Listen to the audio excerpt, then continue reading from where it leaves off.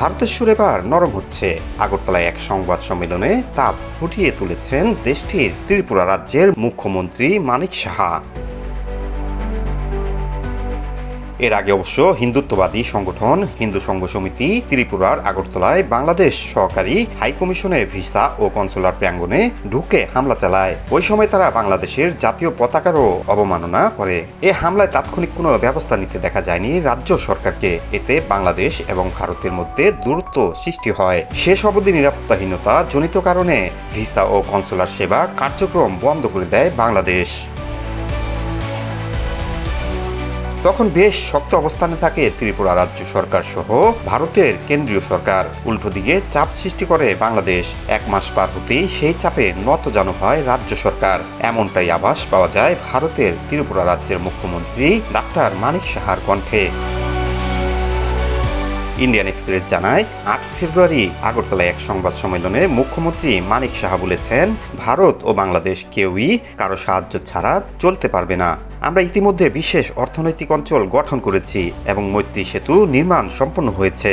তিনি আরও উল্লেখ করেন, আগরতলা ও বাংলাদেশের আখাউড়ার মধ্যে রেল যোগাযোগও স্থাপিত হয়েছে। তিনি আরও জানান, সবকিছু প্রস্তুত, তবে সম্প্রতি কিছু সমস্যার কারণে কার্যক্রম শুরু করা যায়নি।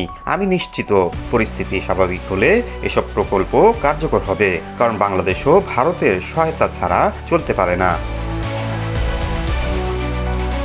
ত্রিপুরার মুখ্যমন্ত্রী আরও জানান, বাংলাদেশ ও ত্রিপুরার মধ্যে সংযোগ স্থাপনকারী বেশ কিছু প্রকল্প বর্তমানে স্থগিত রয়েছে।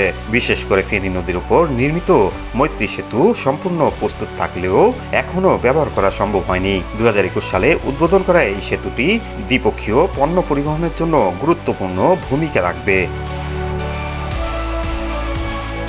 তিনি আরও বলেন, ফেনী সেতু সাবরুট ইন্টিগ্রেটেড চেকপোস্ট সিপাহীজলা জেলায় আন্তর্জাতিক অভ্যন্তরীণ জলপথ পরিবহন সহ বেশ কয়েকটি প্রকল্প উদ্বোধন করা হয়েছে বা সম্পন্ন হওয়ার পথে রয়েছে।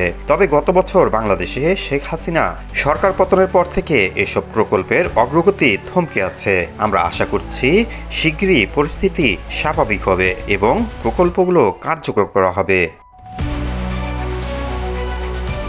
News today BD.